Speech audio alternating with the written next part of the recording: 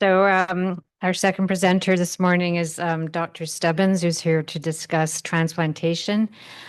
Dr. Stubbins completed his medical degree, residency training, a Master of Science and Hematology and BMT fellowship at the Universities of Saskatchewan, Alberta, and British Columbia.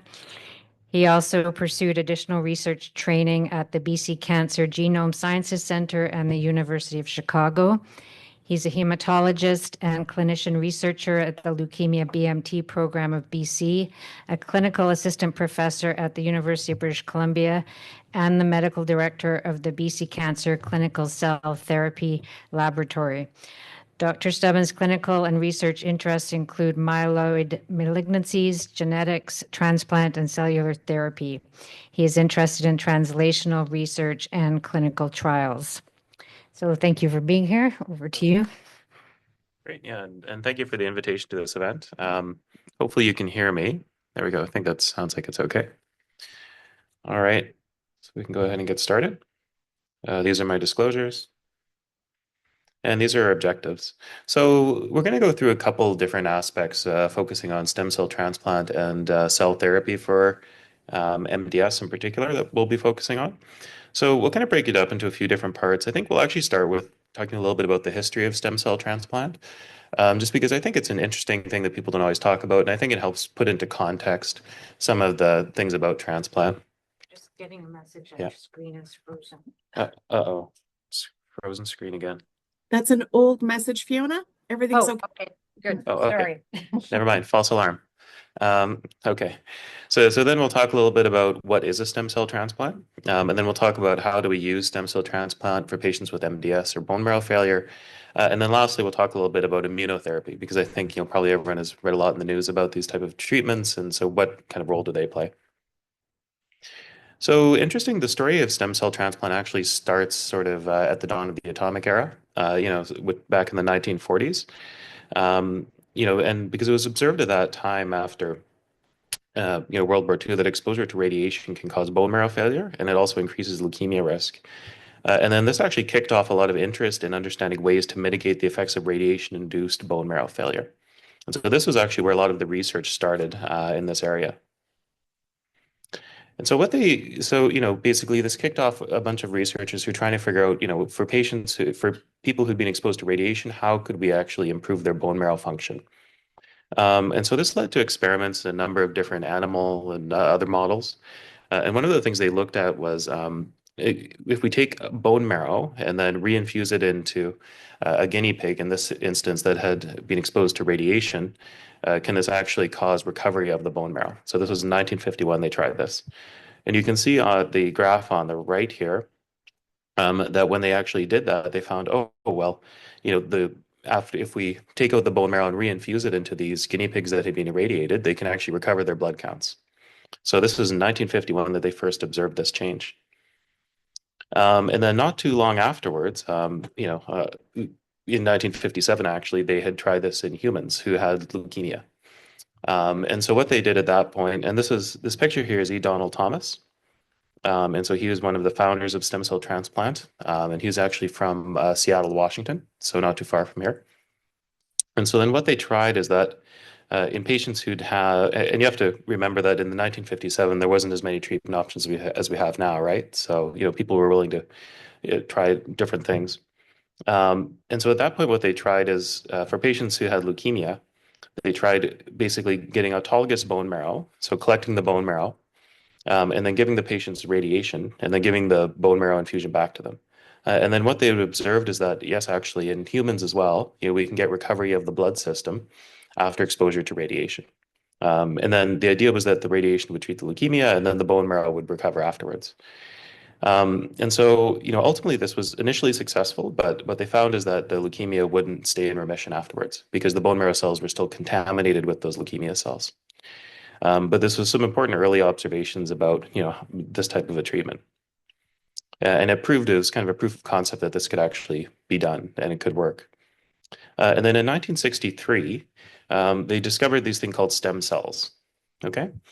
And so what are stem cells? So really what a stem cell is in the bone marrow, there's a couple of these long-lived cells that will reproduce themselves for your whole life. Because you have to remember, your bone marrow is a little bit different than a lot of your other organs, right? Your blood has to regenerate itself throughout your whole life. Your body's always producing new blood every couple of months. And you don't grow a new heart every couple of months or lungs every couple of months. So there has to be something special about the blood and the bone marrow that can actually do this. And so the special thing is called the stem cell, which is basically a cell that's in the bone marrow that's able to regenerate itself your whole life. And then downstream, it produces all the cells in the blood. And so this was actually the first discovery that these type of special cells existed in 1963. And interestingly, this was done at the University of Toronto. So this is by Tillen McCulloch. So what they proved was actually that stem cells exist. And so, Canadian, so one of the major discoveries in this field came from Canada, and then another one close by in the US and Washington, right? So not so far from here. And then in 1965, after those initial observations that, well, if we use a patient's own bone marrow, the leukemia comes back because it's contaminated, then people decided to try, well, what if we use someone else's bone marrow, right? What if we give someone treatment to get rid of the leukemia, then replace their bone marrow with someone else's? And so this was in 1965 that they experimented with this. And what they observed was that, yes, we were able to successfully get that bone marrow to work in some patients, but at that point, what they discovered was that it would only work a fraction of the time, and they didn't really understand why at that point. So that led to another important discovery. One other important thing that they observed at that point as well was that there was some, both in mice as well as in humans, there would sometimes be this thing that would happen called secondary disease, where patients or mice or in patients after getting an allogeneic or donor bone marrow transplant, they would develop this syndrome that was a little bit unusual and that they hadn't seen before. And so what would happen is that, both the patients and humans would develop skin rashes and diarrhea as a result of the allogeneic bone marrow being infused. And this was eventually later on discovered to be something that we now know as graft versus host disease. So basically a second process that happens from the stem cells affecting the organs. And then the kind of last important discovery before this really entered the clinical realm was discovering these things called the HLA locus and matching, right? So probably everyone has heard about the ability to match finding a donor for a stem cell transplant or doing matching, okay? So when we say that, what do we actually mean? What are we actually matching? Okay. So a lot of people think that we're matching the blood type, but actually the blood type doesn't have anything to do with it. What we're actually matching is the immune system type. Because everyone is born with these little molecules on the surface of their cells that are called the HLA. And what it does is basically it's a flag that tells your body and your immune system, this is me or this is not me, right? Because your immune system needs to recognize if there's something foreign in your body and get rid of it, right? And these molecules, these HLA, were first discovered in the 1960s. And this was kind of the last major breakthrough that was needed to turn this into a treatment that we could actually use. Because now we could actually look and match up these different molecules and then identify donors that would be able to, where the donated bone marrow would be able to function and it would be permissive to transplant. We'll go through this a little bit later too, but basically you get half of your HLA genes from your mother, half of them from your father. So basically there's kind of two, and every person has two copies or two pairs of these, okay? And we'll talk a little bit more about that later. And so then kind of after these initial discoveries, some of these initial, clinical trials, then eventually kind of in the 1970s and onwards, we eventually were able to do this in a more, as an actual treatment for people, and it became more widespread and widely adopted. And we actually transplanted our first patient in Vancouver in the 1980s. So you can see that since that time, you can see the number of transplants being done has gradually increased. And every year the number of these type of transplants we're doing has continued to go up and up and up. Along with that, we've also been able to learn how to do it more safely. But just to give you an idea of what kind of diseases do we actually use this treatment in? Okay, so when you look here, so these are basically the different reasons that people get an allogeneic or a donor transplant in the U.S. We don't have as much Canadian data, but from the US, what you can see is that the majority of patients who are getting allogeneic transplant are getting it for leukemia is the top reason. So you can see that in particular, transplants for AML have gone up quite a bit over the several years. But MDS is at least the third most common reason that people get allogeneic stem cell transplants. And you can actually see that the number of patients who are getting transplanted for MDS has actually gone up over the years as well. And this sort of reflects the fact that we've improved our techniques, and it's kind of opened us to being able to transplant more people that maybe would not have been eligible in the past. And associated with this, as we've learned how to do transplants better and better, the outcomes have gotten better over the years too. So you can see that this is showing you the survival after a transplant over the years. And you can see that if we go look from 1997 to 03, going to 2004 to 2009 to 2010 to 2017, the outcomes just continue to improve every time period that you look at. And I'm sure if you were to look 2017 to now, we'll see that the outcomes have improved still.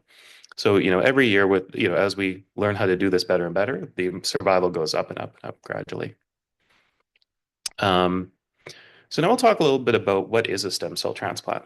And I think it's important here when if you just type in stem cell transplant to Google, you'll get a lot of information, but there's actually two very different types of stem cell transplant. So a lot of the information you get won't necessarily be relevant, depending on which type of stem cell transplant we're talking about. So there's the autologous or the self stem cell transplant. And so this is where we basically collect your own stem cells, give you a dose of chemotherapy or radiation, and then give your stem cells back to you. Okay? And this is a treatment that we use predominantly for patients with lymphomas. So in particular, non-Hodgkin's lymphoma, Hodgkin's lymphoma, or multiple myeloma, and sometimes testicular cancer. And then there's the other type of stem cell transplant called an allogeneic or a donor transplant. And I'll mostly talk about allogeneic transplants because this is the one that's really relevant to patients with leukemia or myelodysplastic syndrome. Okay? And the reason that we can't really use an autologous stem cell transplant for patients with MDS, for example, is that the stem cells themselves aren't healthy, right? The stem cells themselves are what are sick, so we need to give you new stem cells from someone who has healthy stem cells. And the problem with patients with bone marrow failure and aplastic anemia is that, again, the stem cells aren't functioning, so it's hard to actually collect the stem cells and get enough for it to actually work. So again, that's a situation where we need a donor. So what is the timeline of a stem cell transplant? Like, what does this look like at a big picture? So I'm showing you here basically a timeline of what we were looking at in terms of kind of from start to finish with a stem cell transplant. So obviously at the start, there's the diagnosis with a condition like bone marrow failure or MDS that's an indication for transplant. And then the next step is, well, we need to find a donor. And that often takes a while. That can take not typically on average, it's about 3 months, but it can be longer if we have a hard time finding a donor. So that's the very first thing we do. After that, we have a bunch of tests that we need to do before a transplant. We'll talk a little bit more about what that looks like. But that takes about a month. And then we need to give something called conditioning chemotherapy to basically make room in the bone marrow. And then after that, patients get the stem cells from the donor. And then there's a period of hospitalization, usually about 28 days. And then there's the short-term recovery where it's really very intensive follow-up. You're coming to the hospital several times a week until at least day 100. And then the longer-term recovery usually takes at least a year. And I tell most people the recovery from a transplant, from the day you get the cells until you really are getting closer back to normal is at least a year, and typically. So, it's a long process. It's complicated. And we'll kind of break it down into these different steps in the next few slides.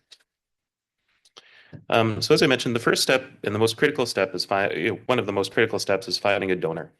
So as I mentioned, everyone gets half their immune system genes from one parent, half from the other parent.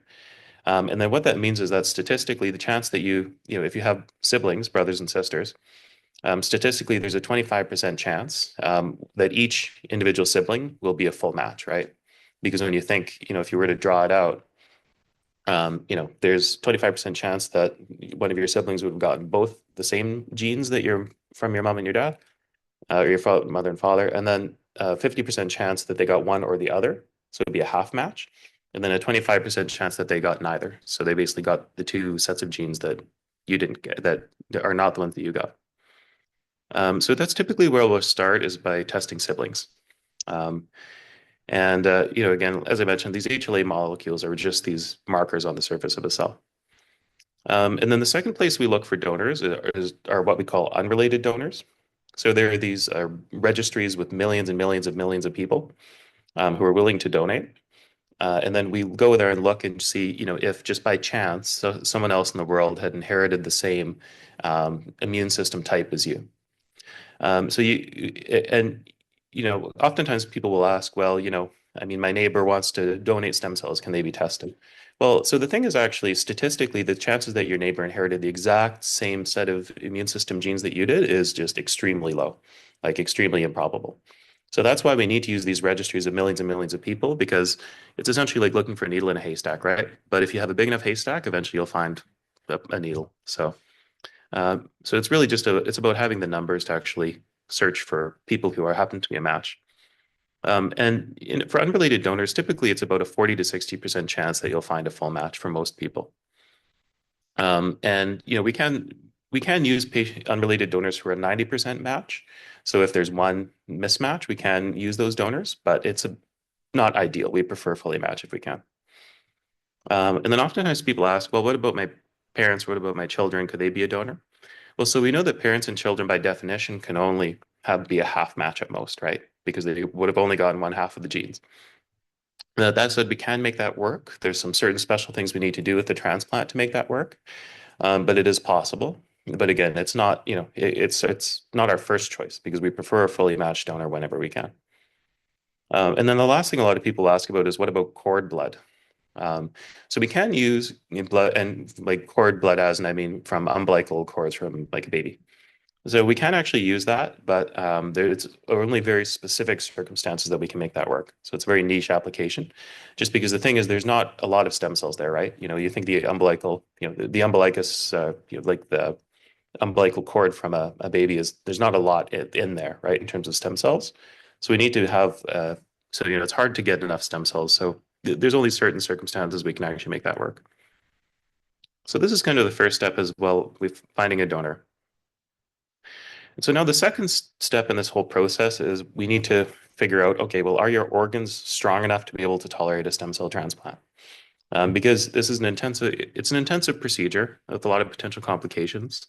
So we need to make sure that people's hearts are in good shape, their lungs are in good shape, their kidneys are doing well, their liver is doing well, basically making sure that all of the other organs are doing well enough that we're able to do a stem cell transplant. And then the other important thing is making sure that the bone marrow problem is adequately controlled. And the reason for this is that if the bone marrow is very diseased and if it's very infiltrated with a lot of cancer cells, for example, or if it's infiltrated with a lot of scarring or other problems, it can be hard for the stem cells to actually go in there and start working. So we need to make sure that the disease is at least adequately controlled first. So these are two really important things that we need to make sure we have sorted out before we actually do the transplant. So the next step is what we call the conditioning chemotherapy. And so basically what this is essentially high-dose chemotherapy that we give as an inpatient for several days. It's typically about a week worth of chemo. And what this is designed to do is to basically clear out the bone marrow, just basically clean everything out from the bone marrow to make room for the new stem cells. And this is critical because if we just give the stem cells on their own, they won't be able to go in the bone marrow and displace all the normal cells. So we need to give chemotherapy to basically clean out the bone marrow so that the cells can actually go in there and work. What exact type of conditioning we use is very individualized, and there's a lot of factors that go into the decision about what exactly we give. And then the cell infusion, in terms of actually infusing the stem cells, so a lot of people think that it's like a surgical procedure where you're like implanting the stem cells, but it's actually just an IV infusion. So it looks like a blood transfusion. It's actually kind of anticlimactic. And so what that happens then is that basically the stem cells go into the blood and they're actually able to find their way to the bone marrow.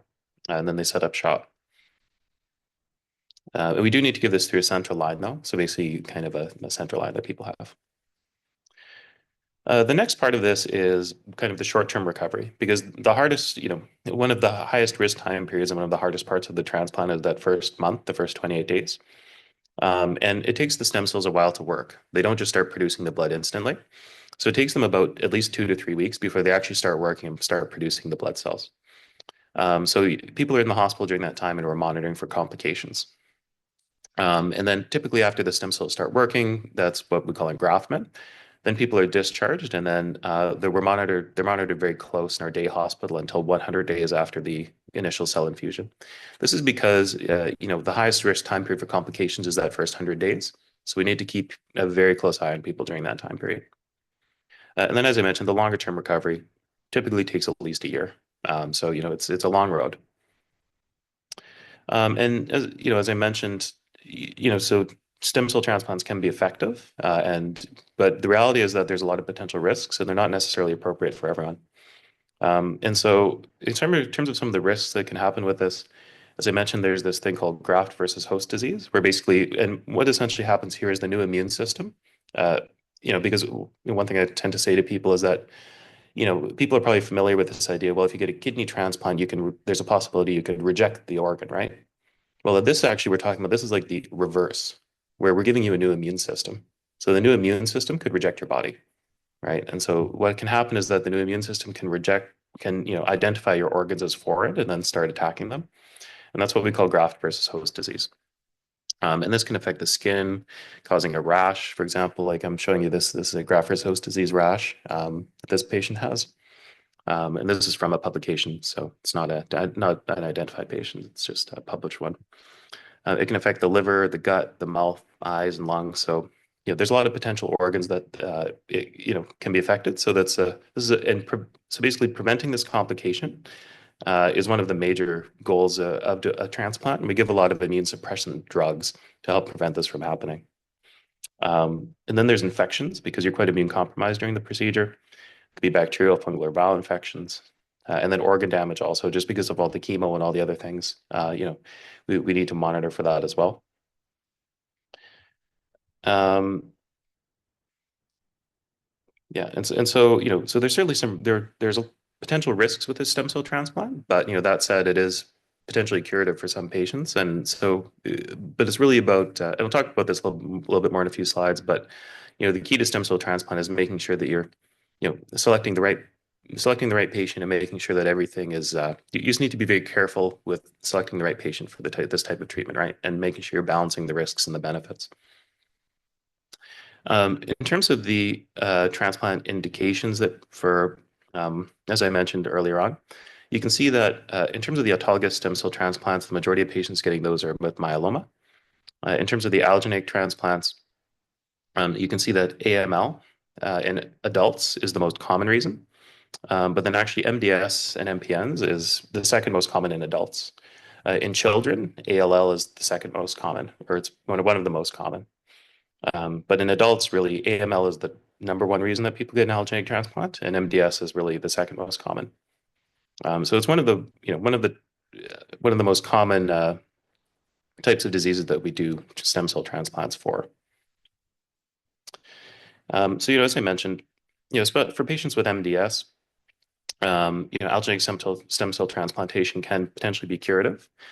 And the reason for that is that basically these new stem cells, first of all, they fill up the bone marrow and give you a new blood system, but they're also able to fight off the diseased MDS cells through this thing called graft versus leukemia or graft versus MDS effect.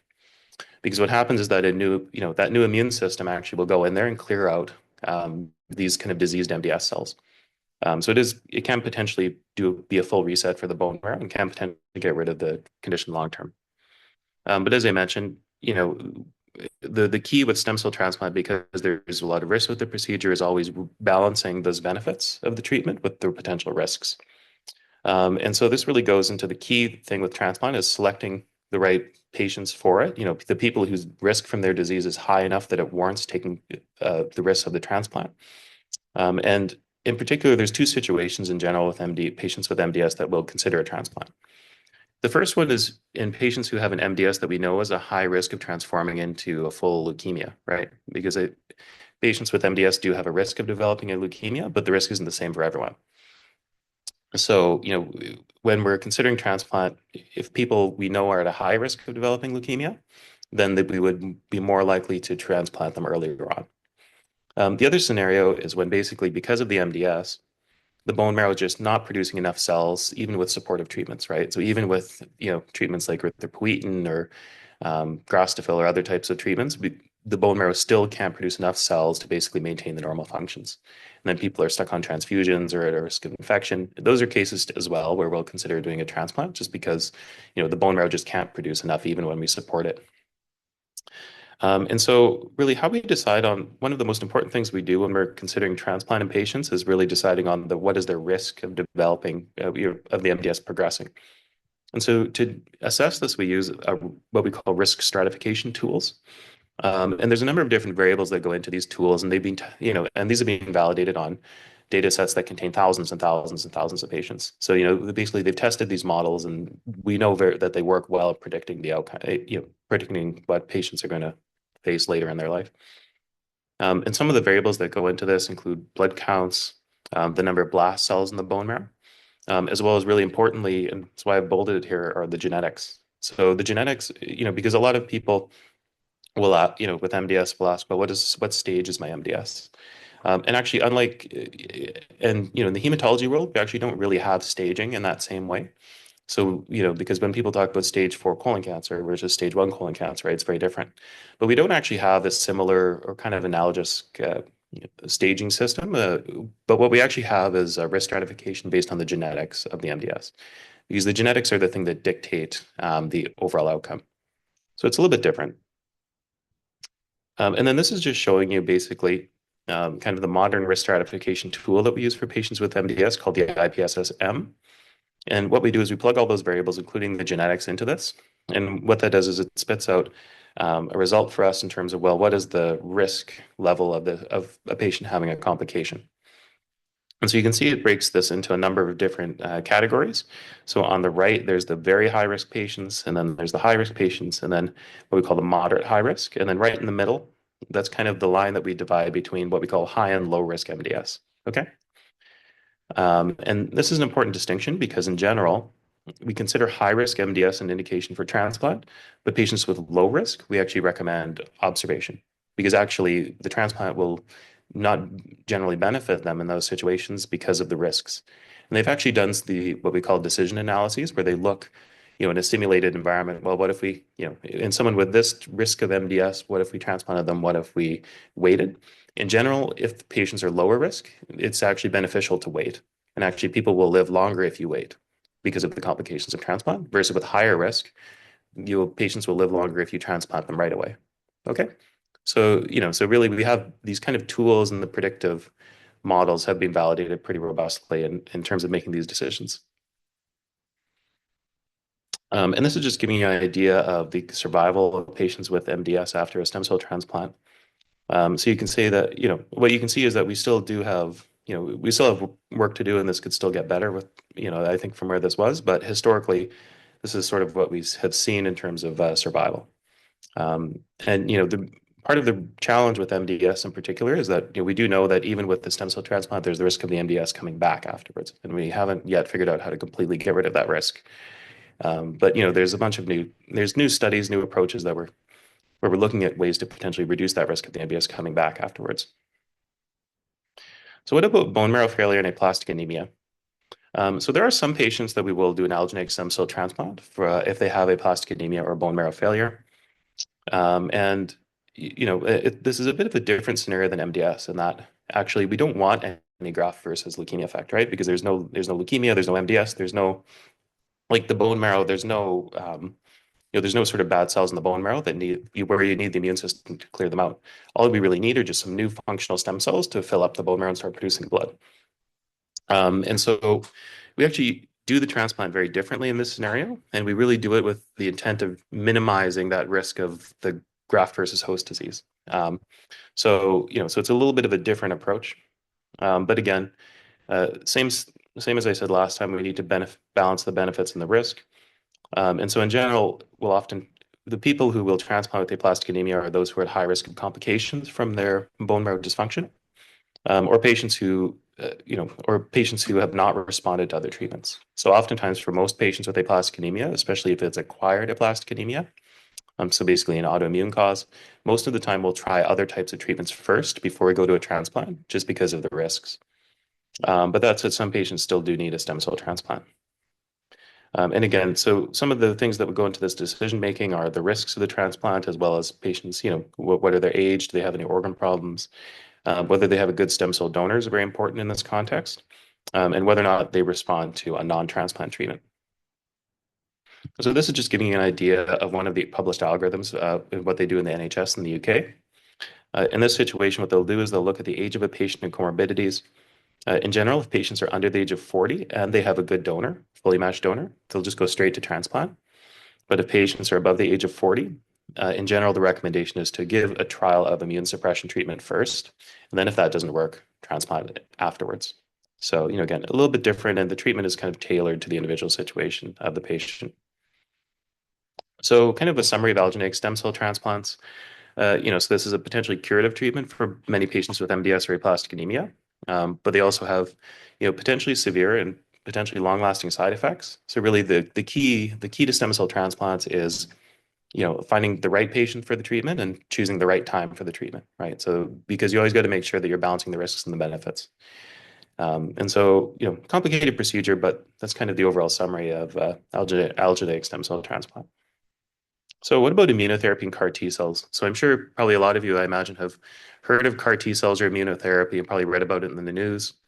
And this is showing you a news article from UPenn. So this was the first patient who ever received a CAR T cell, Emily Whitehead.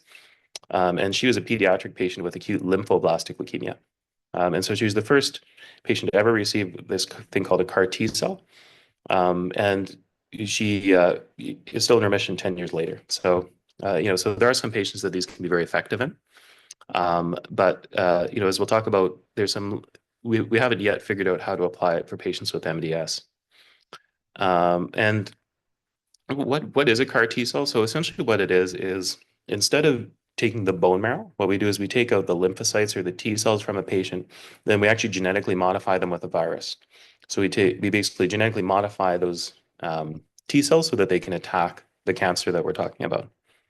And so this has mostly been applied, and most of the data and evidence really is in patients with lymphoma or acute lymphoblastic leukemia. And we don't have any approved CAR T cell treatments yet for patients with MDS or AML.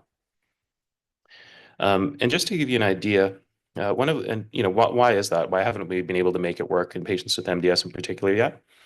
One of the problems is that MDS has this very complicated microenvironment, this thing that we call the microenvironment.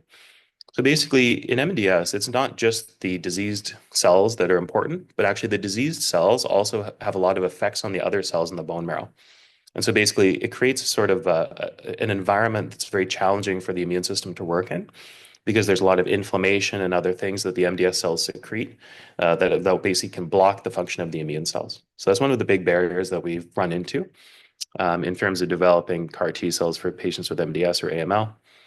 And then one of the other problems is that there's not, for the lymphomas, there's a lot of surface markers that are very easily targeted, where basically those surface markers are essentially only expressed on those lymphoma cells, versus with MDS or AML cells, there's a lot more overlap, where a lot more of the normal cells will express some of the same things on their surface as the leukemia cells. So that's created a bit of a challenge in finding the right target. But that said, there's still a lot of development going on in this area. And what I'm showing you here is basically a number of different mechanisms and approaches that are being tested for immunotherapy in patients with MDS right now. Some of the approaches that are being looked at are blocking inhibitory receptors for your own normal immune system. So kind of trying to wake up your own normal immune system to attack the MDS. Another one approach is looking at different T cell modifications and different targets, and particularly looking at things like CD123, CD20, CD33, CLL1, and looking at whether or not there's other targets we can you kind of leverage in this condition. The other approach is actually instead of looking at the T cells and the lymphocytes, looking at the other immune cells in the body. And in particular, NK cells and macrophages seem to be quite important in terms of modulating the immune effect, in particular in the context of MDS and AML. So there's a lot of interest in figuring out, well, instead of T cells, can we sort of modify and leverage NK cells or macrophages instead? And so this is just a big table. I'm not expecting you to read all of it, but this is showing you all of the clinical trials that have been kind of done in the kind of recent years in this area in terms of immunotherapy and cell therapy for MDS. So you can see there's been a lot of clinical trials looking at these things called immune checkpoint blockades. They were mostly negative, unfortunately. There's a couple of trials looking at this thing called TIM-3, which again were mostly negative, unfortunately. There's a bunch of exciting T-cell engager trials that are ongoing. So these ones we don't have a lot of data from yet, but I think there's a lot of interest in these. And then when you're looking in terms of the cellular therapies, so things more like genetically modified T cells or CAR T cells, again, a number of trials, some of which are ongoing, but some of which were discontinued because they weren't effective. So again, still challenges there, but there's still a lot of interest in developing those. And then the last area, which is I think quite exciting, is clinical trials looking at NK cells, macrophages, or other innate immune cells. And again, these are all relatively early stage trials. You'll see if you look at the phase of the trials, I think most of you know that phase 1 trials are early phase 3 are late phase. You can see that almost all of these are very early phase trials, right? So phase 1 trials. So early days, we're still figuring out how to actually use the immune system against MDS and AML. But it's an area that I think we're all very interested in. And we're hoping that one day it will sort of bear fruit and give us treatments that we can apply kind of in the normal clinical context. Yeah, so that's everything I have. So any questions, or I think you're doing okay for time?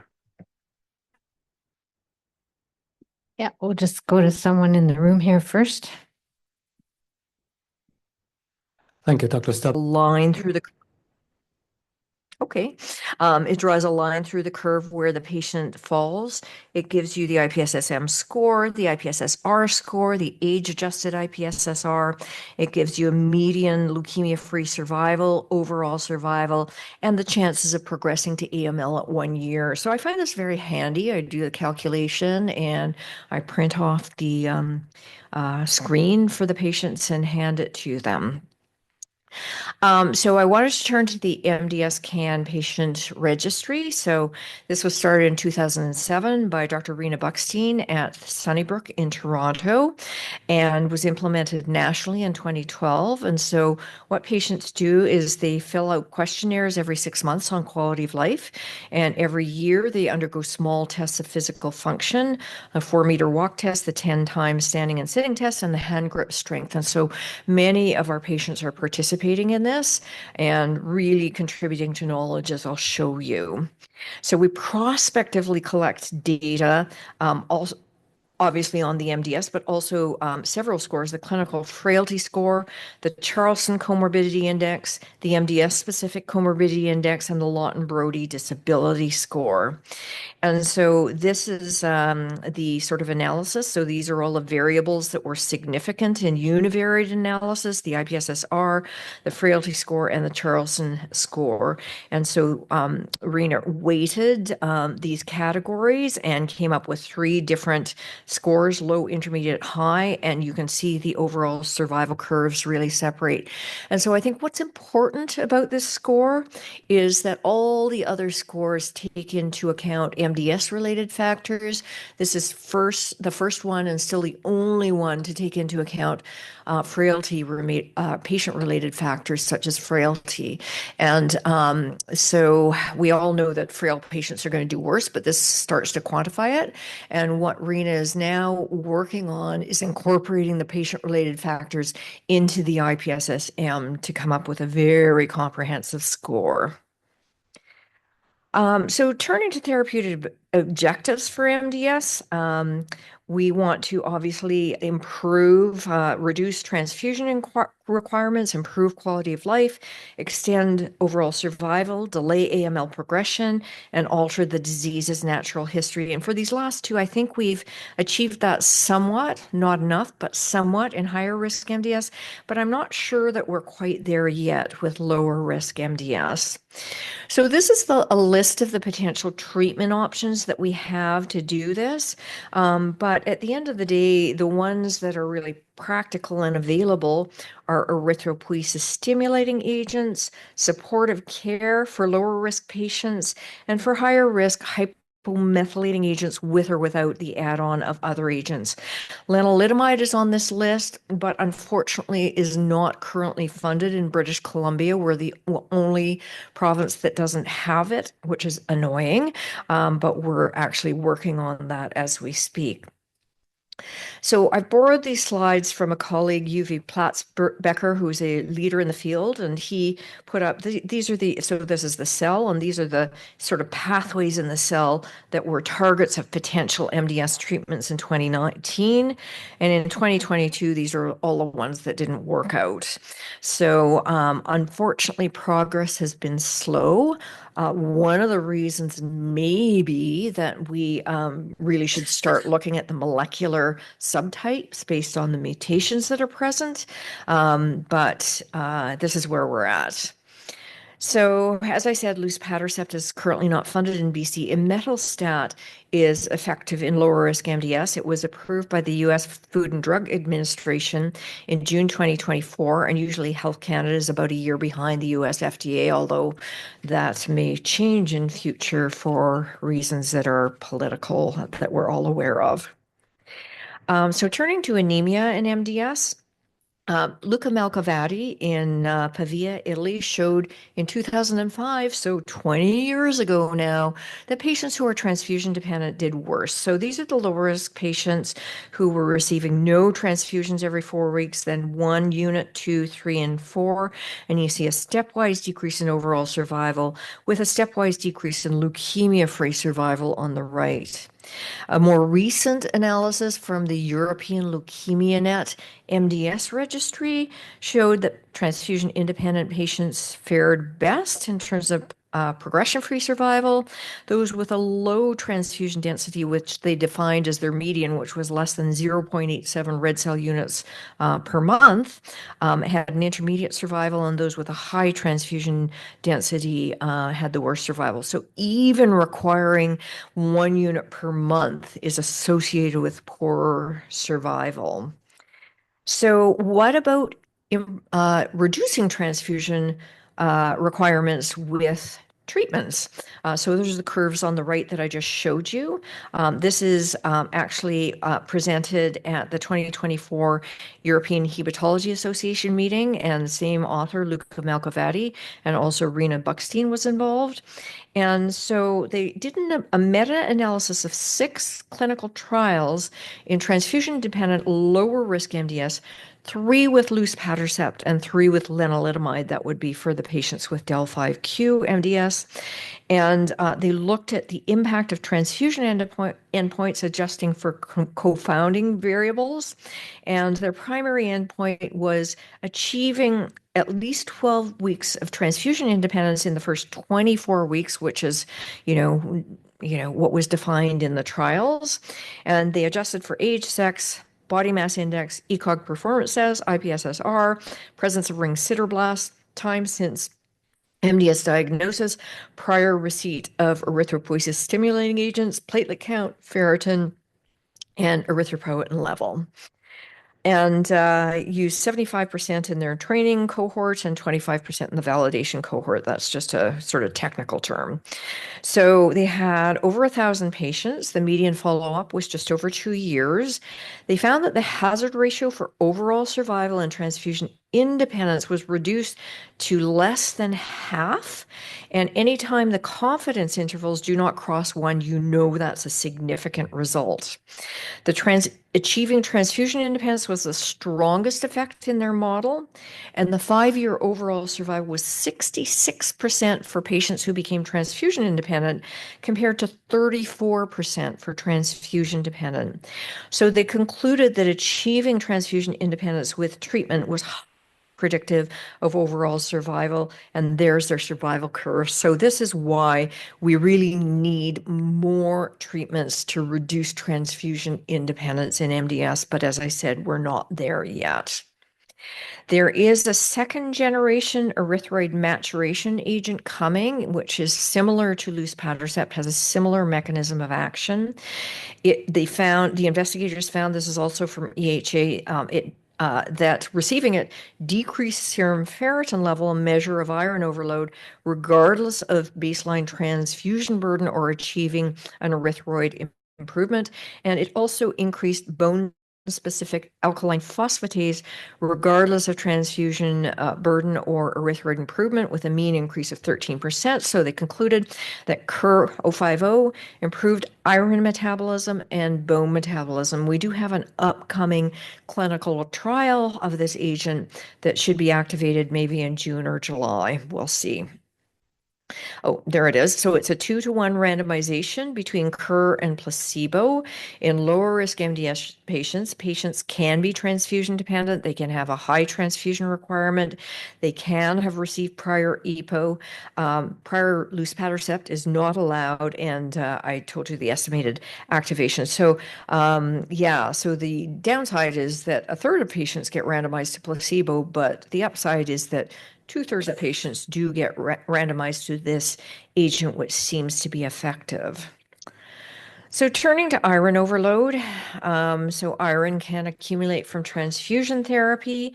So with a moderate transfusion requirement of 2 units per month, you come to 100 units after 4 years, which is equivalent to 20 grams of iron, which is way too much. And iron does deposit in the tissues and organs. The ones we particularly worry about are the liver, the heart. And in the younger patients with transfusion-dependent hereditary anemias, endocrine endpoints have really found to be impacted. That is not yet documented seriously, sort of in MDS, but may come up in the future. It's well established in the transfusion-dependent anemias, hereditary anemias, so let me take a step back. So the body has no good way of excreting excess iron. So in order to get rid of it, we either need to induce transfusion independence, which we don't have enough tools to do, or we need to use iron chelation therapy. And chelation means that basically these are agents that grab onto the iron, render it non-toxic, and render it in a form that's excretable by the body. There's a lot of retrospective data and uncontrolled data showing that clinical endpoints are improved with iron chelation therapy. However, the Telesto trial is the only randomized controlled trial of iron chelation therapy in MDS, and I'll show you that in a minute. But do you guys know what Telesto means? So this is the rings of Saturn here. This is one of the moons, which is called Dione, and the smaller moon is called Telesto. So the company that makes the iron chelation agent went through a period which was undoubtedly related to who was in charge of the clinical trials, where they named all their clinical trials after celestial objects. So this is something I learned recently. I never knew what Telesto meant. So this is the only randomized controlled trial. There are problems with this trial. The original patient population was 650, but because of slow enrollment, it was reduced to 210. Why was it slow to enroll? Well, people like me who believe in the importance of reducing iron didn't want to randomize their patients to placebo, whereas people who didn't believe in the importance of iron overload didn't want to put their patients on the trial at all because every medication has potential side effects. So there were only 210 patients. The mean age of the patients was 60 compared to the median age of onset of MDS in the usual Canadian population, which is 72. And half of patients randomized to placebo dropped out and subsequently received chelation, but they're still included on the placebo curve. And so for those reasons, it was no longer powered to detect an overall survival difference. However, it did show a difference in event-free survival favoring the chelation patients, which seemed to be largely related to cardiac events, which I'll talk about in a minute.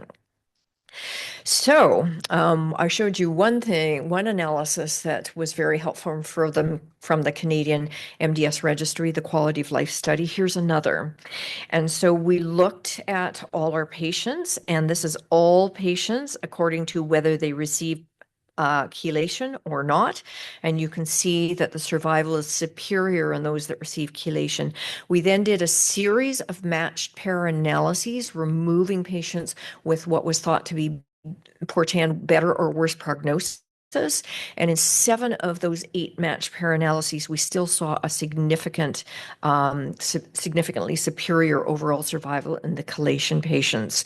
So there you go. Our patients are contributing to knowledge. So why should iron overload be toxic in MDS? Patients with homozygous hereditary hemochromatosis, which is a condition in which too much iron is absorbed through the GI tract, don't present with organ toxicity until their 50s or 60s or 70s. So it takes decades because they've had this condition since birth. Patients with transfusion-dependent hereditary anemias present in childhood and have an otherwise long life expectancy because they're kids. And so the value of reducing iron overload in this setting is well documented. Without good iron control, their median survival was in the teens. With good iron control, it was extended to normal. So that's a huge benefit for these kids. But patients with MDS, as I said, present at a median age of 70, so have a shorter life expectancy and is their time to accumulate toxicity from iron. And this was kind of the argument of the people who didn't believe in the importance of iron overload. So this is a bit of a busy slide, but we'll just focus on here. So this is a GI epithelial cell. So this is what your intestinal cells look like. And iron is taken up and it's imported to the bloodstream by something called ferroportin, which, if you know a bit of Latin, literally means iron door. So that's the iron door to the circulation. This next series of slides is a bunch of stills from videos that can be found online, YouTube videos posted by my colleague, Dr. Vernon Lowe from South Africa. And so what happens, you see the same GI epithelial cell here, and the iron is being taken up, and it's bound by a protein called transferrin, which has 2 binding sites for iron, and this renders it non-toxic, and then it's delivered to cells. However, when transferrin is saturated, you get the presence of non-transferrin bound iron, and that's when you start to run into problems. And you can see here, there's a bone, there's a liver, there's a macrophage. And so what happens is in the cells that it's delivered to is it binds to the transferrin receptor. It's endocytosed so that the plasma membrane comes within and is pinched off and is then in an endosome where the pH is lower than the pH of most of the cellular cytoplasm. And so iron is released from transferrin, and the transferrin receptor are released back into the circulation where they can go pick up more iron. So what we have happening in the cells, here comes the iron. It's released into what's called the labile iron pool, and that's expanded when you have iron overload. Then it's transported to the mitochondria where it's taken up into heme, which forms hemoglobin, which is in the red blood cells, and that's what transports oxygen to the tissues and organs. And so any excess iron under normal circumstances is stored as ferritin, which is a non-toxic form, or is denatured into hemosiderin, which is also non-toxic. However, if you remember way back to high school chemistry, maybe not way back for some of you, but way back for me, iron has valence electrons, and that means that they can be donated to other atoms where they can result in the formation of toxic species. So they undergo what we call phantom chemistry. It's a 2-step reaction. It results in the production of oxygen-free radicals or reactive oxygen species. So again, the normal transferrin saturation is about 30%. Once you fully saturate transferrin, you get non-transferrin bound iron or NTBI. It deposits into the tissues and organs, including the bone marrow. And this is what the cells of the body look like.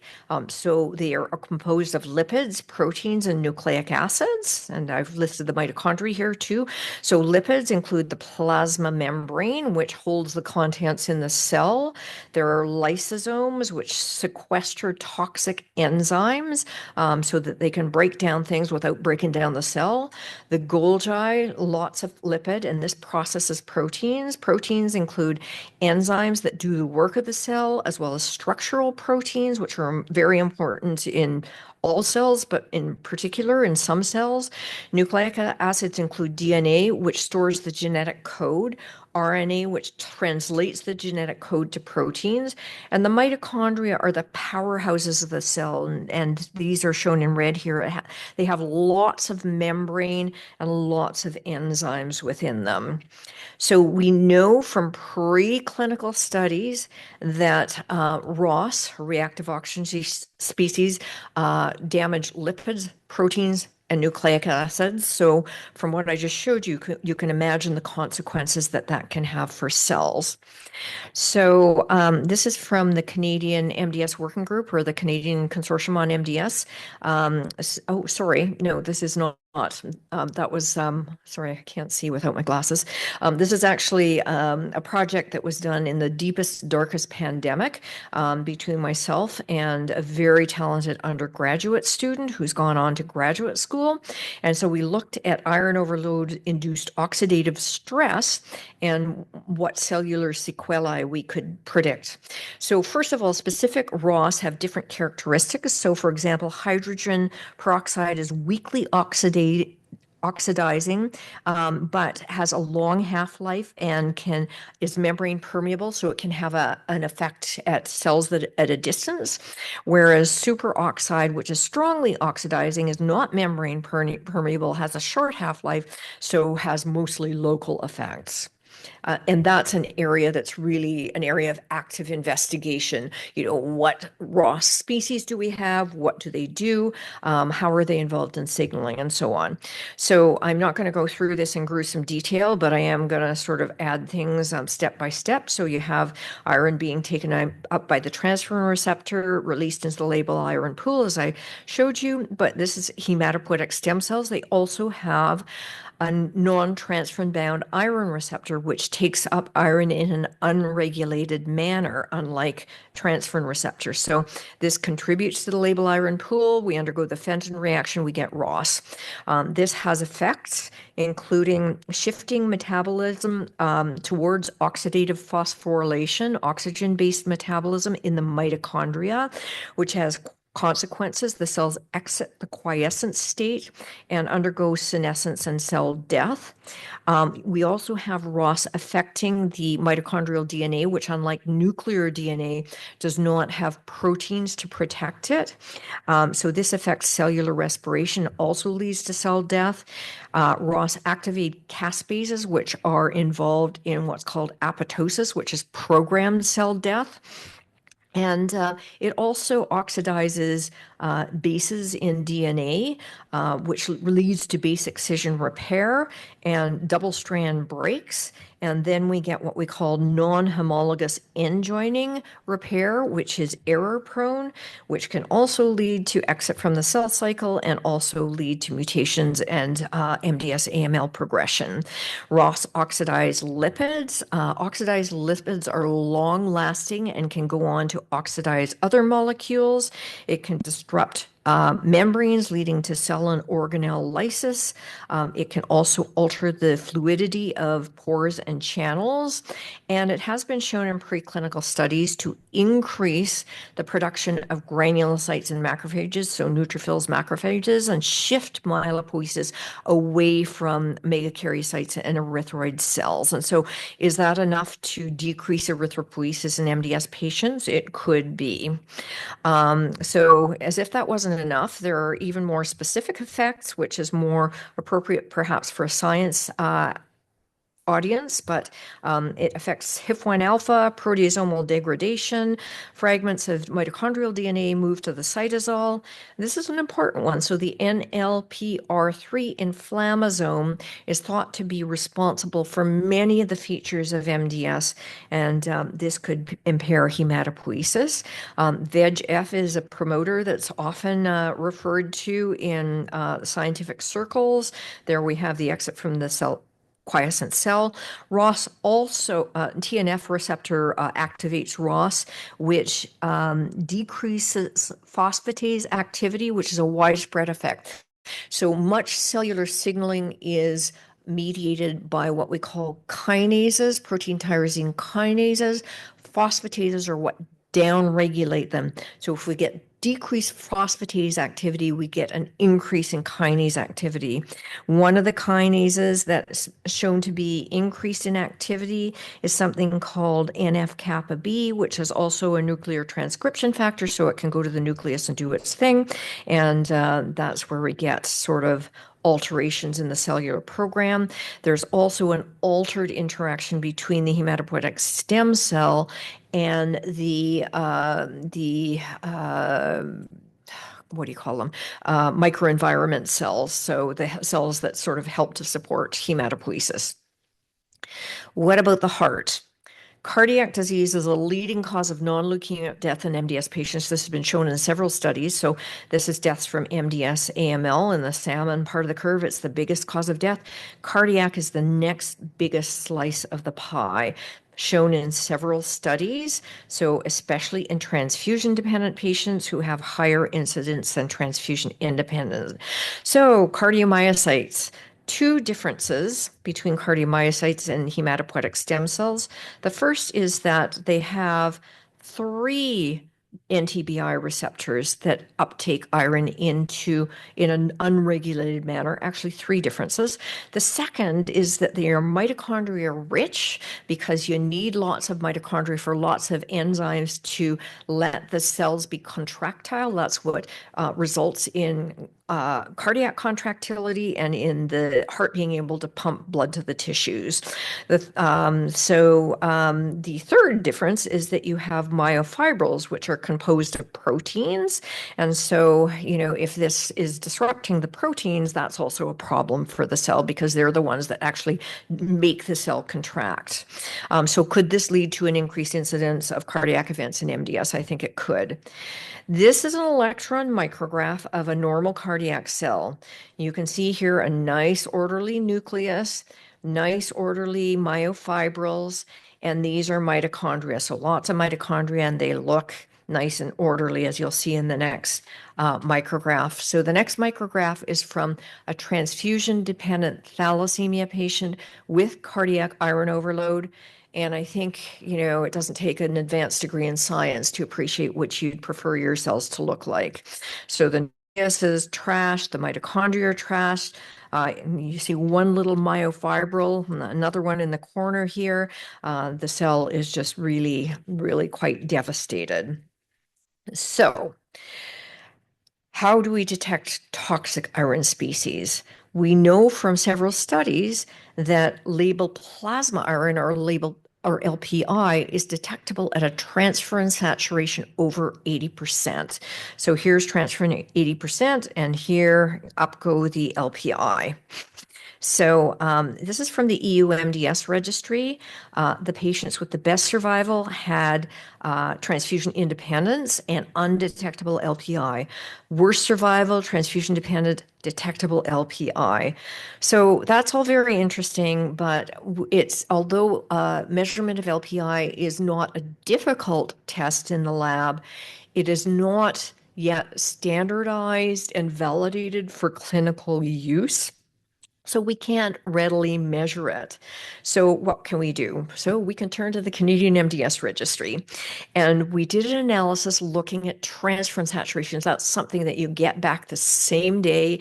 It's a very common and easy lab test. And so 718 patients from the MDS CAN registry were eligible, had enough data for this analysis. And sure enough, we saw that those with a transferrin saturation over 80% had inferior over overall survival to those with a lower transferrin saturation, but also, interestingly, they had inferior cardiac death-free survival. So I was asked this is also in the deepest, darkest depths of the pandemic, a virtual presentation, what should be the clinical endpoints of iron chelation therapy for MDS? So I don't think really we know for sure, but what my comment was, well, what about starting points? We don't really have good starting points. And so some international colleagues proposed these criteria in 2008. And in order to try to standardize things, what I proposed was I sort of added to this so that we take into account not only ferritin level, but also detectable transferrin saturation, or LPI, also the results of cardiac imaging where available, and hepatic imaging where you look for iron with special MRIs techniques. Do we use MRI often enough? Probably not. MRIs, as I'm sure you know, are not something that you can get access to in a timely manner. But I think that TSAT is a very practical way of looking at whether there's toxic iron present. So in terms of endpoints, different group of international colleagues, this is what they propose. What I'm proposing is that we define it, according to whether or not you decrease by a category or more, whether there's no change, or whether you actually worsen by a category. So there's the Canadian guidelines for the management of iron overload in MDS. We published these, I think, in 2018. 2018.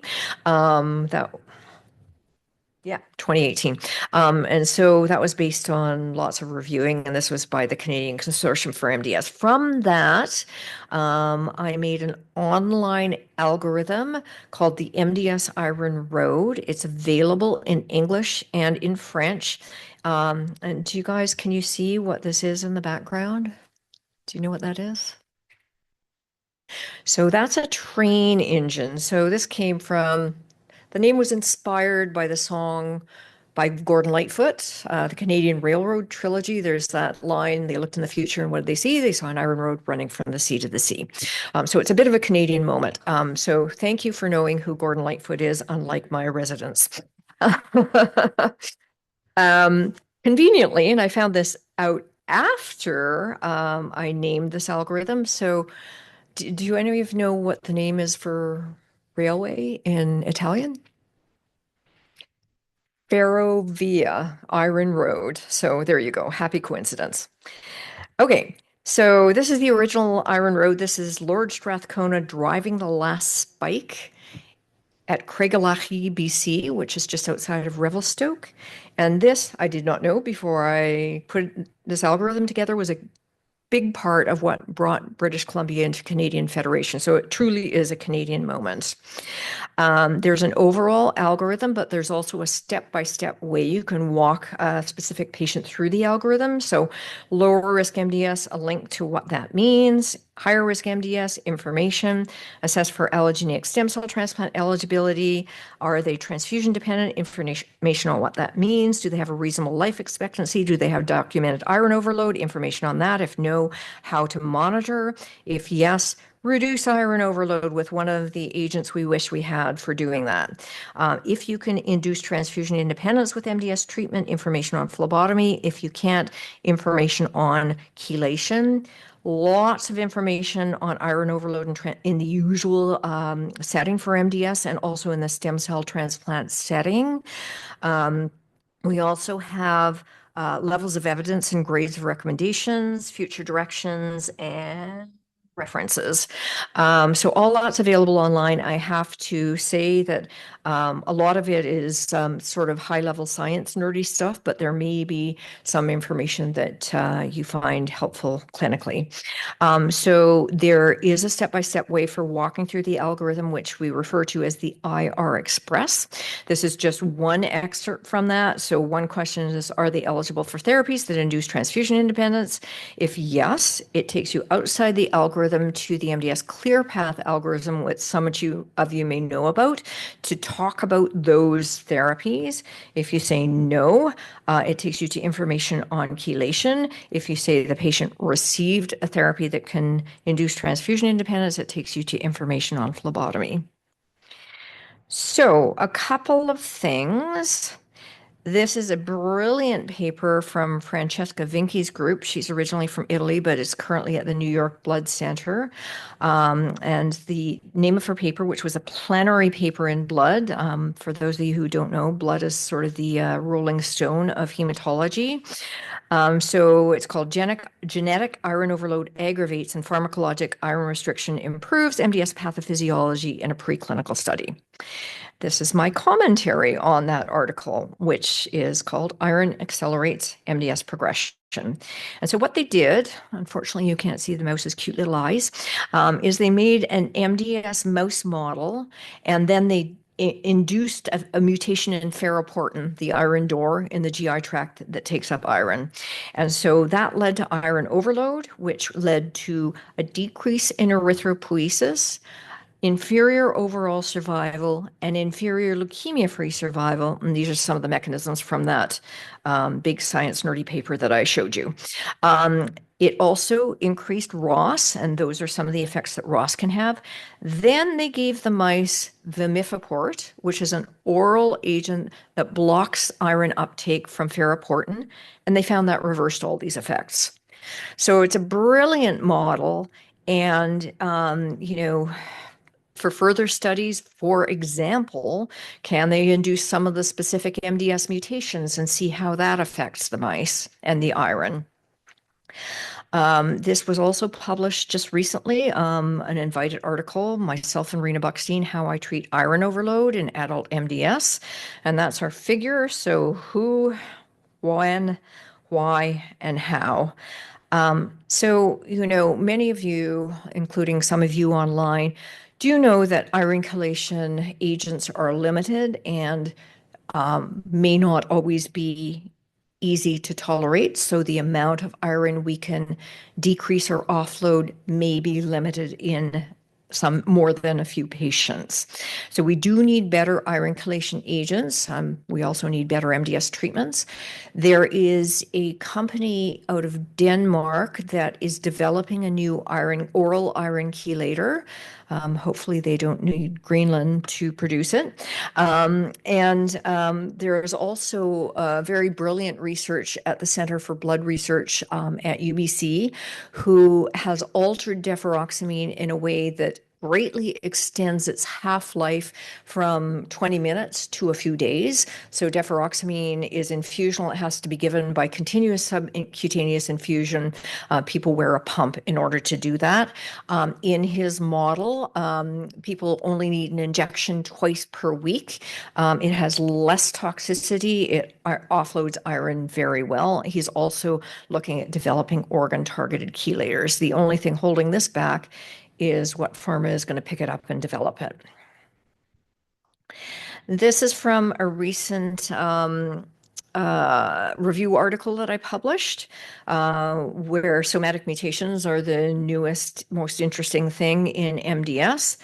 The underlying figure shows the sort of pathogenesis of MDS and how the MDS clone interacts with the marrow stroma and, immune input and so on, and how iron overload affects that and oxidative stress and where these feed in. What this shows is where the specific somatic mutations act and is basically a catalog of what evidence is available for how iron and oxidative stress affect cellular physiology in hematopoietic cells. And so this is very preclinical, but hopefully gives people a starting point to work from. And when I say people, I mean researchers. So finally, this is an email in which I've been invited to do an education session at the upcoming American Society of Hematology, which of course I can't say no to, but unfortunately I have to cross the border for that. And so to summarize, there's increasing evidence that iron overload is a significant problem in MDS. And despite ongoing effort, the number of treatments we have to reduce transfusion requirements in MDS remains limited. There are data to show that inducing transfusion independence is associated with superior clinical outcomes. There are data to show that reducing iron overload is associated with superior clinical outcomes. I showed you sort of the tip of the iceberg there. Iron chelation therapy, as I said, is not always easy for patients to tolerate because of side effects. And we should attempt wherever possible to reduce iron overload, by either inducing transfusion independence or by using chelation where possible. And in some of my patients, really they can only, tolerate a dose of iron chelation therapy that doesn't offload iron, but should neutralize labeled plasma iron.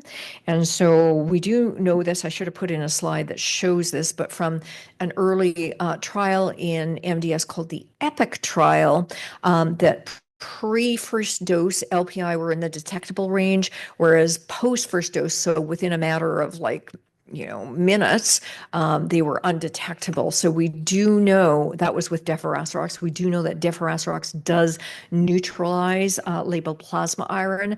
And so in some patients, that may be the best we do until we have better therapies available, but it's something, and we know that LPI are important. In future, so I have a summer student coming to do a research project with us. So it's been shown that calcium channel blockers, which are frequently in use for hypertension or other disorders, nifedipine, amlodipine. There's preclinical studies that show that calcium channel blockers block those non-transferrin bound iron receptors in cardiomyocytes and hematopoietic stem cells that take up the NTBI in an unregulated manner. So that may be responsible for much of the cellular damage from iron overload. And knowing whether CCB decrease iron overload related cardiac outcomes in MDS patients would be really helpful information in the clinic. And so I have a student updating our data, and we're going to do an analysis. The patients receiving calcium channel blockers, did they have fewer cardiac events than the patients not receiving calcium channel blockers? We looked at doing this analysis from the MDS registry, Canadian registry, but unfortunately they don't have enough information on concomitant medications. The second project, same student, it's been shown, this was really interesting. This is what a plenary session at last year's ASH. It's been shown that humans and animals without MDS receiving beta blockers have delayed hematopoietic recovery compared to those not receiving beta blockers. So these are also commonly used medications for hypertension and other conditions, and knowing whether beta blockers worsen red cell transfusion requirements would be very helpful. And so she's going to work on that analysis as well. And this is supported by the Center for Blood Research, which has a summer student research program. So that's what I have for you today, and I'm very happy to take questions either from here in the room or from online, or even after we go offline. Yes. Just one sec. Thank you, Dr. Leitch. I've been having blood transfusion since last May. Yes. And my last one was actually on Christmas morning. The most was 4 units, and most of the time it's just 1 unit, a couple of times 2 units. Should I be worried about iron overload? I probably had more than 20 incidents of transfusion since last May. And if I should be concerned, is there a test that the doctor can order that can readily test for that? Yeah. So it's a good question. Can I ask, you became transfusion independent because of a treatment? I've been also taking EPO injections Perfect. subcutaneously. Perfect. So Yes and no. So over time, with transfusion independence, the iron stores will be taken up into newly formed red blood cells. So the handiest test we have for iron overload is the ferritin level. It's a measure of the iron stores, and that's what most hematologists look at, although I look at the transferrin saturation as well because of the analysis I showed you.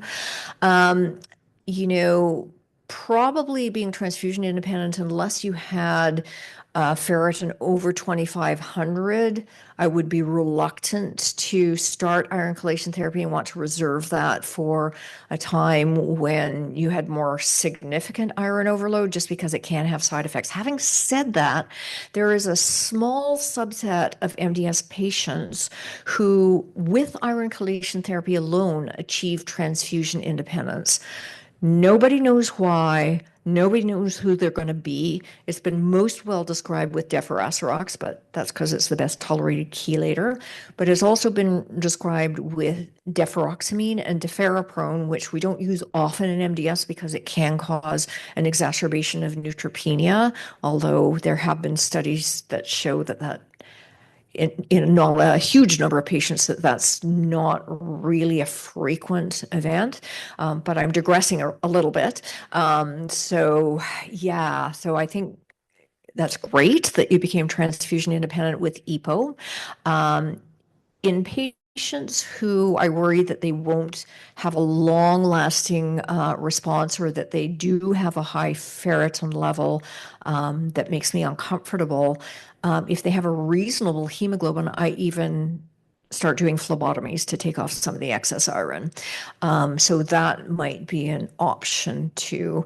But I pretty much guarantee your hematologist is thinking about all these things. Yeah. I should say that I do, the provincial hemosiderosis program is under me. So, most hematologists are very comfortable using deferasirox. If that's not working for whatever reason, or the patient isn't tolerating it, they often refer patients to me for, further recommendations. So that's always an option for the future as well. Sorry. We'll just see first if there's anybody online, and then we'll go back to the room. Do you have any questions there, Stephanie? I don't have any questions in the chat. Okay, great. Thanks. We have one here. Thank you. So my question is right now, 1 year I didn't have the transfusion, but the ferritin is 5,000. Is what? 5,000. 5,000 5,000, high. 5,000, yeah, okay. 5,000 high. And my question is, first is my eye. I asked before, is my eye issue and my toothache issue is related to this error? I'm not sure, because I already have 8 years a transfusion. Okay. Almost every 2 months I need to get the transfusion. Since last year until now, I didn't get the transfusion. It's independent. Okay, And that's great. Because I have the new medicine. Okay, Yeah. perfect. And my second question is regarding what option I can just reduce my ferritin. Right. Right now it's really high. Yeah. Yeah. I already did the MRI, but I don't know the result. I will see my doctor next month. Yeah. Right. So I guess my first question would be, so you're not on iron chelation and it's because of your eyes? Did I understand correctly? And I mean, it's my eye exam, my eye problem and my toothache problem may be related to the overload iron. My ferritin, I'm not sure. So Right. yeah. So generally eye problems are not related to iron overload, at least not as we understand it. But you have a kidney problem as well? No. What was the other problem? Tooth problem. Should not be related to iron overload. No. Has your doctor considered putting you on iron chelation therapy, or can I ask?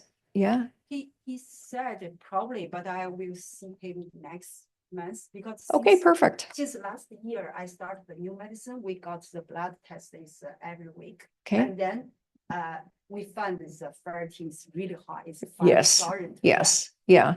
Do you, so a couple of things. Do you know what the transferrin saturation is? Because I think that that's important as well. And then the second thing, so probably if you're transfusion independent, depending on what your hemoglobin is, 120. 120? Yeah. That's fantastic. Now it's go to normal. Yeah. So they could consider phlebotomies to take away some of the iron, but that's slow. But that in combination with a low dose of iron chelator meant to neutralize the toxic iron. But of course, those are just suggestions. I mean, your doctor knows you best. So yeah, I'm sure they will have, an opinion on what to do with you. Yeah. Yeah. All right, we'll have to leave it at that because I think Dr. Davis is waiting online to do her presentation. Hi, Wendy. So thanks so much, Dr. Leitch, once again for spending your Saturday with us.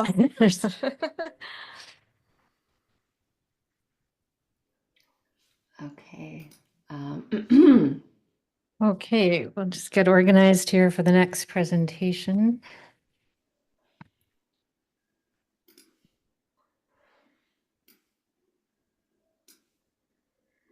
Can you guys hear me okay? There you are, great. So I'm happy to introduce Dr. Wendy Davis, who's there on the screen. Dr. Davis is a hematologist at St. Paul's Hospital in Vancouver. She completed her hematology training at the University of British Columbia, where she did additional focused training in the area of myeloid diseases, including myelodysplastic syndrome and myeloproliferative neoplasms. She has a Bachelor of Science degree in biology with a focus on cell biology and genetics, and a Master of Science degree in healthcare and epidemiology, both from UBC, where she also completed medical school. She has a special interest in improving outcomes and quality of life measures for patients with myeloid diseases. So thanks for joining us, Dr. Davis. I'll turn it over to you. Thank you. First of all, can everyone see my screen? Community cross-match? Sharing properly. Wonderful. Okay.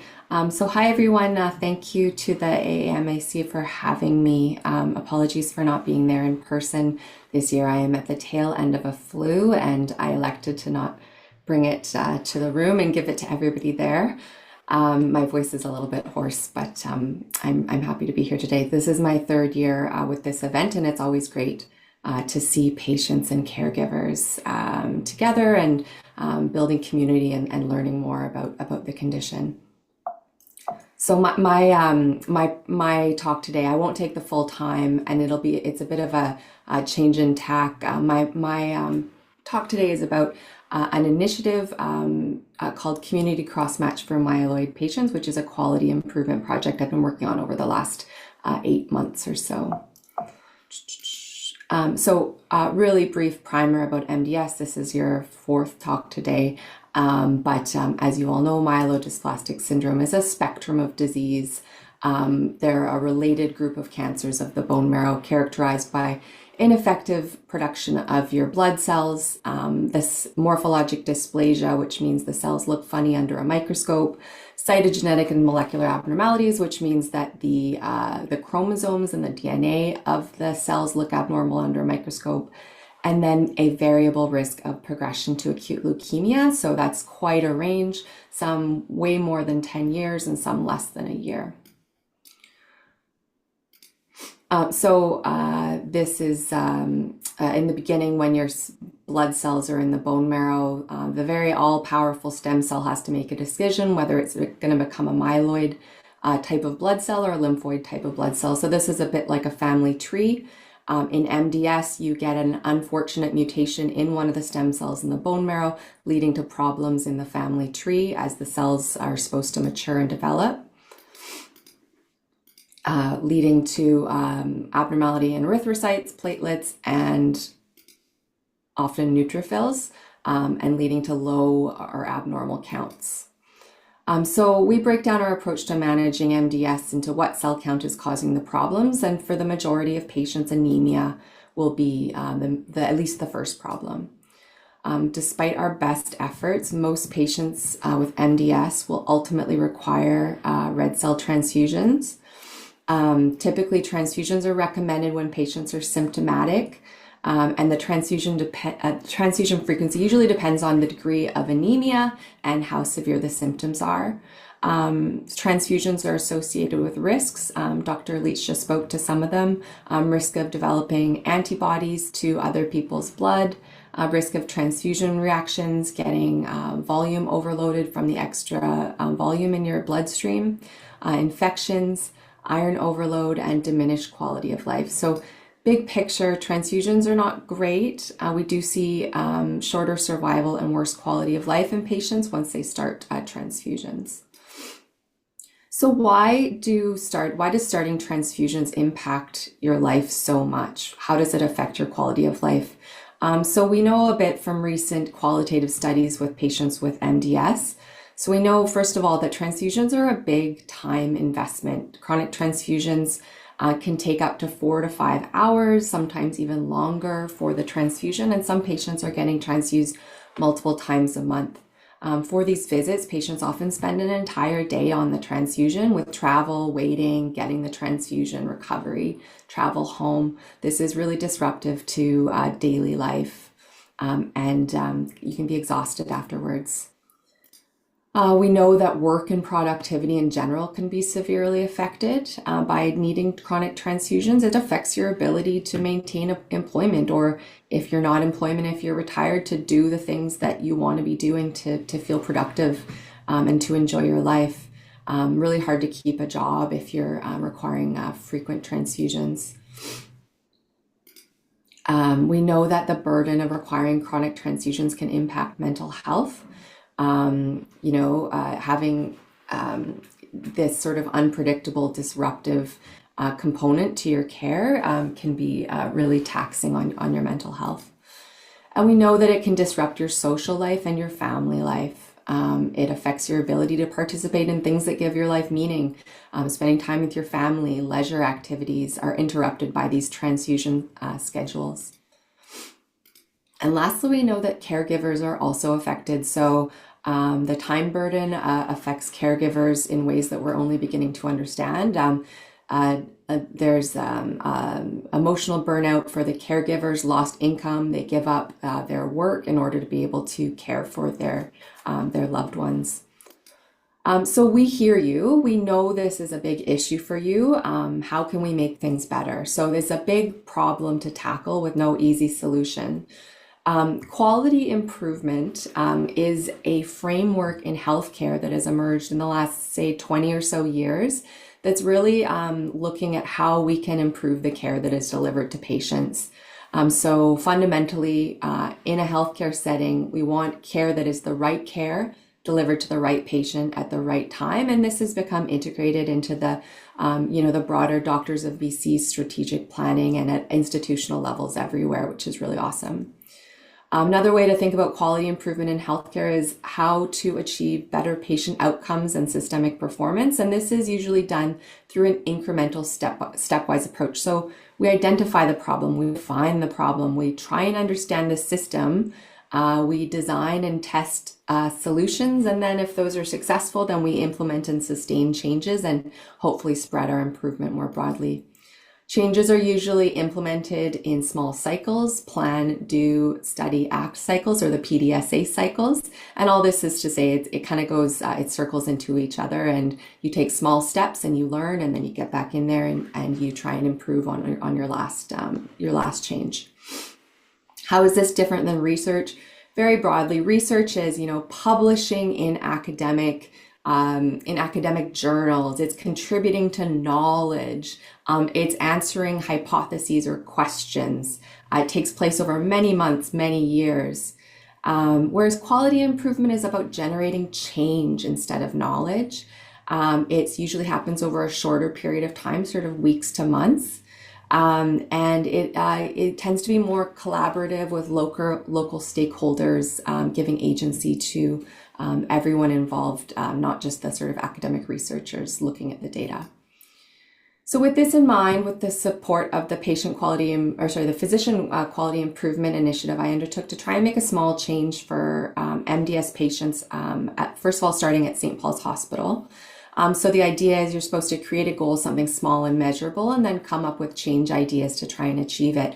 So this was mine. I just had to pick something. So I said I wanted to reduce the average time spent by transfusion-dependent myeloid patients and their caregivers in accessing transfusion care by 10% by June 2025. So small, but hopefully meaningful and a start. So an important part of every transfusion is the blood test you need to get beforehand, and that's the group and screen. So what is a group and screen and why do we need one? So some of you may have heard this before, but I'll just go over it really quickly again. Everyone has a blood type, A, B, or O. And another important part of your blood type is the Rh type. So that's the positive or the negative. Getting the wrong blood type can be dangerous. Your body can attack the blood that you're given, which can be life-threatening. A group and screen tests your blood type using a small sample. It also looks for antibodies that could react with the donor blood. And these antibodies are antibodies that you make, and they can change over time. And just because you didn't have them a month ago doesn't mean that you don't have them now. And so that's why we have to keep repeating the testing. The group and screen results are only valid for a few days, usually sort of 2 to 3 days, because your blood can change over time. So it's a really simple test, but it has a big role in keeping you safe so you can get your transfusion safely. So in terms of getting your transfusion, your pre-transfusion blood work, your group and screen, a couple of options. You can have the cross-match done on the same day as the transfusion, but if you do have any antibodies in your blood, then they have to go down this very long pathway. It can take many hours to find you the right unit of blood, and sometimes they might not even have the blood on site. So you might be waiting a long time or have to come back another time. It also, is nursing overtime costs, chair time. It's not an efficient use of resources. So typically we ask for the patient to have the cross-match done 1 to 3 days in advance of the transfusion. The current model of practice is to have the blood work done at the hospital that you're getting the transfusion done at, so that it all gets processed at the blood bank. But we do know that this requires 2 trips to the hospital for a single transfusion, which is not ideal. So here's just a general model of that. You get your blood work done. I put SPH for the hospital. The lab draws the blood. They match the unit, and then you come back to the hospital. You get your transfusion. But is it possible to have another option? Could we have the cross-match sample drawn at a lab or a site closer to your home in advance of the transfusion, and then send the blood to the hospital for testing instead of you, the patient? Can non-hospital staff or staff at hospitals at other sites, can they follow these safe blood handling practices? So it turns out that, yeah, probably. So if you look at sort of the National Blood Services standards, there's nothing that says the group and screen has to be collected at the hospital or the same site as the blood bank. So a group in Toronto at the University Health Network did a pilot program, and they did it with their thalassemia patients. So thalassemia is a red blood cell disorder that you're born with, and you often require regular blood transfusions throughout your life. So once a month, lifelong. So this was an ideal patient population to try it out with. And it went really well. And then in our own red cell disorders program, so that's basically our own thalassemia patient program here at St. Paul's Hospital, they built on that. They got an innovation grant and they brought it here. They launched a pilot in 2023 for their thalassemia patients, which has been quite successful. So I thought, can we implement this for MDS patients too? So a bit more about the program. So as I said, this program will reduce the patient's transfusion time and travel time by allowing them to have their blood work done at designated sites prior to their transfusion, closer to home. And here's what it looks like. So you decide you want to enroll. You're given a special ID card that identifies you as a member of this program.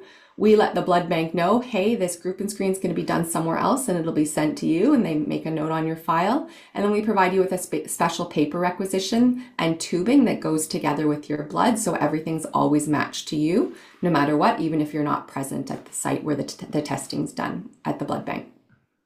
2 or 3 days prior to your transfusion, you still need to get this blood work, but you can get it done at a site closer to your home. The lab there draws the blood, they send it to, in this case, St. Paul's Hospital. They match a unit for you and they send it to the infusion center, which is typically the medical short stay unit at St. Paul's, and you get your transfusions. You'll note that here, the only thing that the patient needs to be on site for is the transfusion. So who's most likely to benefit from this? So patients who would like to reduce the time and cost spent at St. Paul's Hospital, don't want to deal with the parking nightmare at St. Paul's Hospital for your pre-transfusion blood work, and live far enough away that it makes a difference for you. And also, so we don't have, not every site in Vancouver that draws blood is set up to be part of this program, but right now we have site MSJ, Burnaby, VGH are sites that are participating, and we're looking, the thalassemia program uses Life Labs locations around the Lower Mainland, designated ones, and we're looking to expand to the Life Labs option for myeloid patients in the future as well. All you need to do, so once you know your transfusion appointment, book your pre-transfusion blood work so you can make sure that blood test is ready in time for your transfusion. Bring your program ID as well as your care card or your BC Services card and your collection kit, which will be provided to you to your appointment. And then you show up at your transfusion. And here's an example of what the card looks like. Here's the requisitions that you bring, and we'll give you a little baggie to bring these tubes to the lab, because they identify you and make sure that everything's done safely. This is some key successes of the pilot program. So this is not my own success, but this is the success of the pilot program that ran from November 2023 to March 2024. They studied it really closely. Is this being done in an efficient way? Are more samples getting rejected? Are patients having to spend more time because the blood's not being processed properly? Are we making their transfusion appointments longer? And no, we found that actually the sample rejection rate was less than the average at St. Paul's Hospital. So no problem in sample collection and transport, which is excellent. And the actually improved the transfusion start time. So from the time where you check in for your transfusion, dropped from more than 60 minutes on average to less than 20 minutes. So that's a big time savings for patients. So for this is a success. So based on this, this has been, I think they have full permanent funding, and this is sort of part of their program now in a sustainable way moving forward. This is going to be available to all thalassemia patients. I just enrolled my first patient with a myeloid condition, a patient with myelodysplastic syndrome last month. And if everything goes well, we'll go through the cycle. We'll look and make sure we're not causing any unintended consequences, make sure that everything's going well. And if that's the case, then we'll look to scale up and expand for this patient population, which I think hopefully could really benefit. So that's where we're at. That's the program.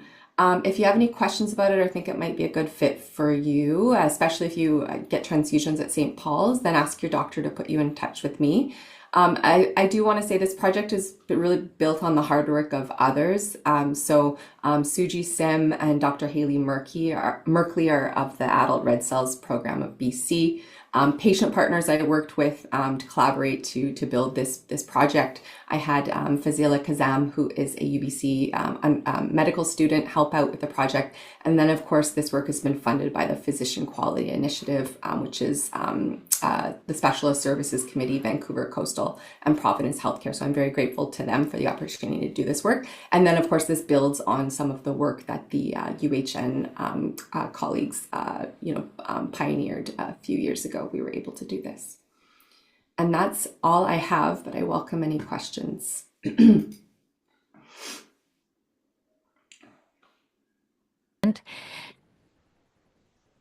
And for those of you in the room, we have some lunch here, so we hope you'll stay and enjoy lunch and chat with the others that are here.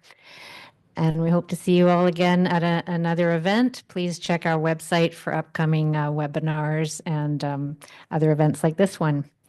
Thanks, everyone. Have a good afternoon.